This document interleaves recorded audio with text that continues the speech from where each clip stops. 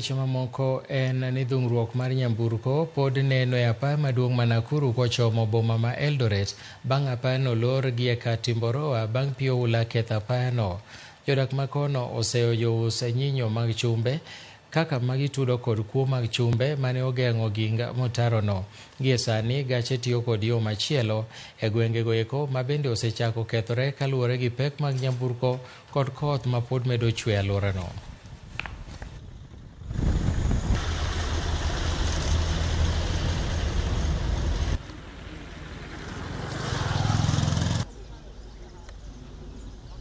Hii culvert ilikuwa imefungika, ilikuwa imeziba. Sasa kwa sababu ya wingi wa maji, yale maji wakati ililowesha pale ikafungua, sababu ya unyevu ikafungua na ikaweza kubomoa na ikabeba hiyo mchanga na maji ikaenda. Mvua imeanza ikinyesha hadi sasa ikaweza kubomoa hiyo karavati.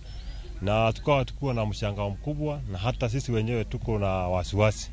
Lakini Mungu ni mwema kwa sababu hakuna gari yoyote ambayo imeweza kupata accident mahali hapo. Ile kitu kinaweza fanyika ni serikali ikuje na engineering waweze kuunda hiyo karavati ili barabara iweze kufunguka. Na hii barabara imekatika pale juu ya karavati, kuna karavati imevunjika hapo hivyo.